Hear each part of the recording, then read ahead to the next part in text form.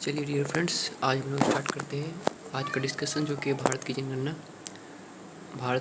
जो कि 2011 में हुई थी, उसको आज हम लोग डिस्कस करेंगे। तो उम्मीद करते हैं कि आप लोग सभी लोग जो है लूसेंट बुक को पढ़ के आए होंगे। ठीक है, तो चलिए स्टार्ट करते हैं। तो आपको बताना है, पहला प्रश्न आप लोग के सामने ये है कि आप लोगों को ये बताना है कि जो है भारत में जो जनगणना है, इसका जिक्र संविधान के किस अनुसूची में है और कौन सी धारा में। तो इसका जवाब है कि भारत की जनगणना का जिक्र संविधान की 7वीं अनुसूची और 246वीं धारा में। अगला प्रश्न, जनगणना जो है, जनगणना का जो संगठन है या जनगणना का जो कार्य है, ये किस मंत्रालय के अधीन आता है। गृह मंत्रालय के अधीन आता है, पर्यटन मंत्रालय के अधीन आता है, वाणिज्य मंत्रालय के अधीन आता है, किस मंत्रालय के अधीन आता है वो बताना है। तो जनगणना का कार्य जो है बेसिकली गृह मंत्रालय के अधीन आता है। अगला प्रश्न है कि जनगणना जो किया जाता है, तो जनगणना का जो संगठन होता है, उसका जो सर्वश्रेष्ठ अधिकारी या कहा जाए तो जो उच्चतम अधिकारी होता है, उसे हम क्या कहते हैं। तो उसे हम क्या कहते हैं, भारत का महापंजीयक और जनगणना आयुक्त कहते हैं। ठीक है, अगला प्रश्न कि 2011 में जो जनगणना हुई आखिरी बार, हालांकि 2021 में जनगणना होनी चाहिए थी, लेकिन पता नहीं किस कारण से नहीं हुई। 2011 में जो जनगणना हुई, तो ये कौन सी जनगणना थी। तो ये 15वीं जनगणना थी।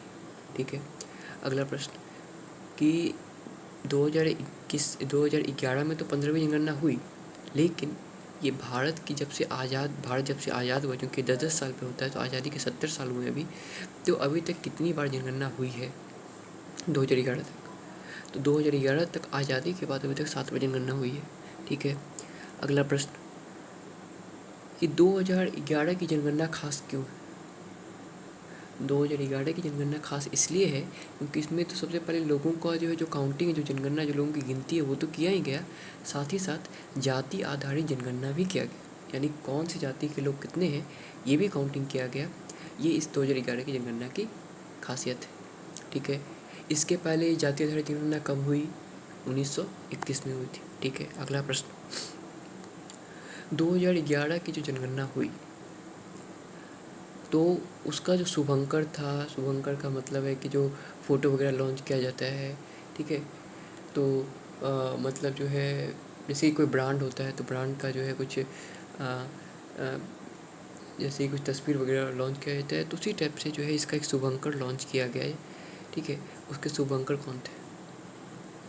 तो भारत की जनगणना 2011 का जो हुई 2011 में, उसका शुभंकर एक प्रगणक शिक्षिका थी।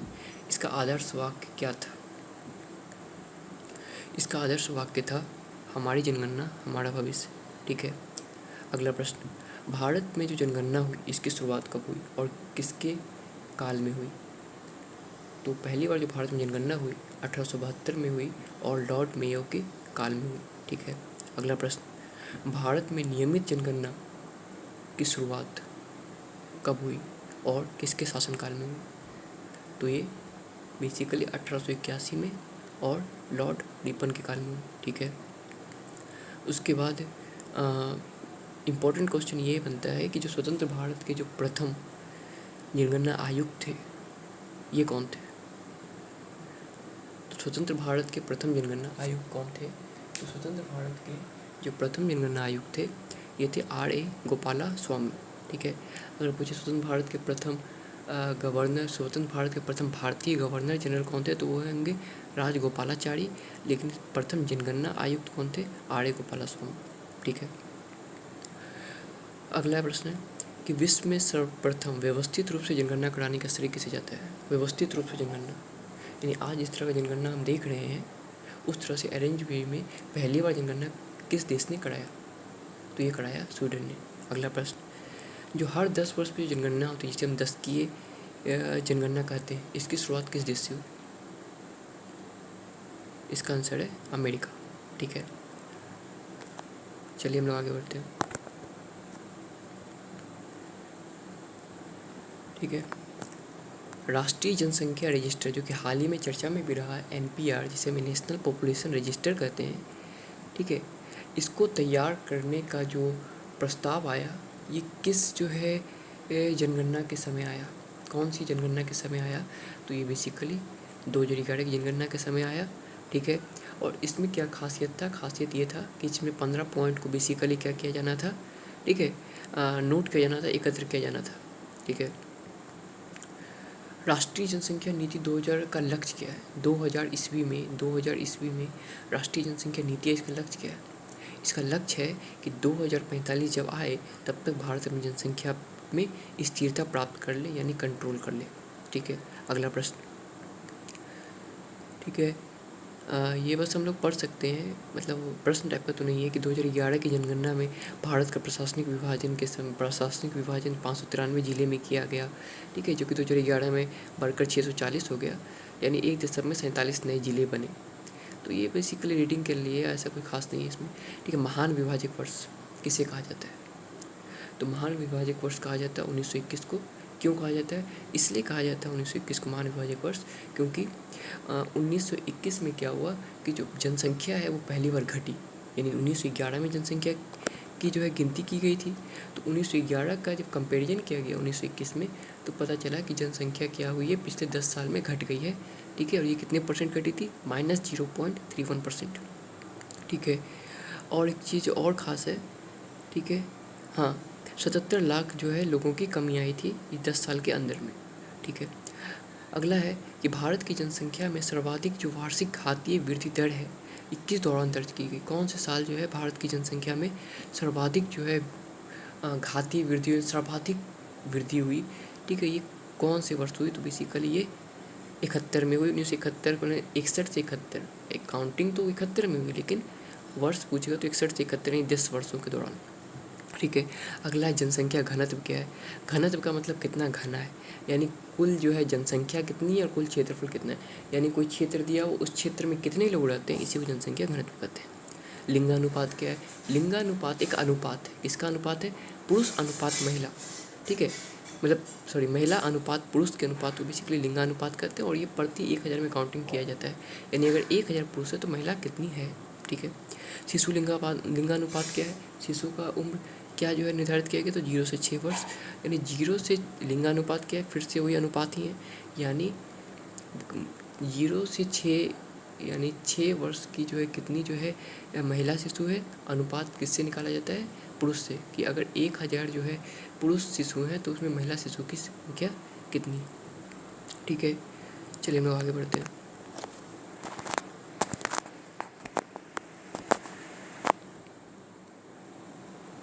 ठीक है।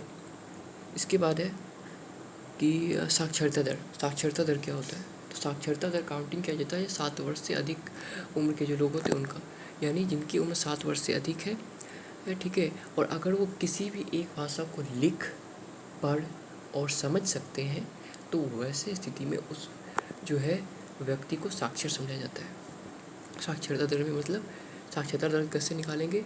तो जो है 7 वर्ष से अधिक उम्र वाले कितने लोग पढ़े लिखे हैं, ठीक है, जो कि किसी भाषा को लिख पढ़ या बोल सकते हैं, बटे 7 वर्ष से अधिक के लोगों की जनसंख्या कितनी है, वो फिर 100 से गुना करेंगे तो निकल जाएगा साक्षरता दर। 10 की वृद्धि दर के यानी 10 साल में कितना वृद्धि हुआ, ठीक है, तो उसको 10 की वृद्धि दर कहते हैं। अगला प्रश्न, 2011 की जनगणना के अनुसार भारत की कुल जनसंख्या क्या है? तो वैसे तो डेटा जो है इसका लंबा है, लेकिन हम इसको ऐसे आ सकते हैं, 121 करोड़ जो है 2011 की जनगणना के अनुसार है, ठीक है। पुरुष कितना है? तो 121 का आधा होता है कितना, लगभग 60.5, तो पुरुष हमेशा ज़्यादा ही रहता है, तो 60.5 से ज़्यादा, यानी लगभग 62% है पुरुष, और महिला कितनी होंगी? तो ये बेसिकली ये 59% है लगभग, ठीक है। 2011 की जनगणना के अनुसार भारत की जो जनसंख्या है वो विश्व की जनसंख्या की कितनी है? तो 2011 की जनगणना के अनुसार भारत की जनसंख्या विश्व की जनसंख्या की 17.5% है, ठीक है। इसके बाद है जनसंख्या में जो वार्षिक वृद्धि दर है वो कितनी है, यानी 2011 में जो है जो वार्षिक, जो हर वर्ष जो जनसंख्या वृद्धि हो रही है वो कितनी? तो बेसिकली जनसंख्या का जो वार्षिक वृद्धि दर है वो है 1.66%, ठीक है, करेंट में, ठीक है, 1.64%, सॉरी। उसके बाद अगर कहे कि जो है 10 की वृद्धि दर कितनी है जनसंख्या की, 10 की यानी 10 साल में कितनी वृद्धि हो रही है, तो ये बेसिकली है 17.7%। ठीक है। अगला प्रश्न, ये बहुत ही इम्पोर्टेंट प्रश्न है और ये एग्जाम के दृष्टिकोण से भी अच्छा है कि कौन सा ऐसा राज्य है जिसकी जो है 10 की वृद्धि दर जो है ऋणात्मक है, यानी जो है 10 साल में इसकी जनसंख्या घटी है बढ़ने के बजाय। तो ये बेसिकली है इकलौता राज्य नागालैंड। ठीक है। चलिए हम लोग आगे बढ़ते हैं। ठीक है। अगला देखते हैं, भारत की जनसंख्या घनत्व कितना है। तो भारत का जनसंख्या घनत्व 382 है।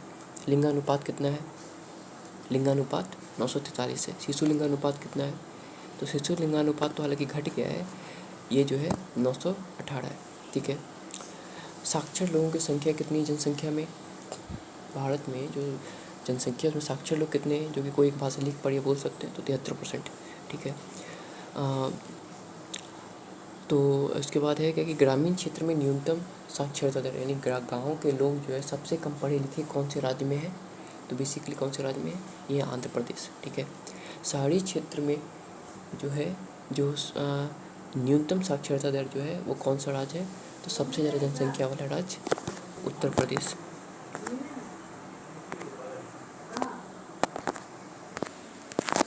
तो शहरी क्षेत्र में न्यूनतम साक्षरता वाला राज्य कौन है, यूपी है। ठीक है। उसके बाद है ग्रामीण क्षेत्र में सर्वाधिक साक्षरता वाला राज्य कौन सा है।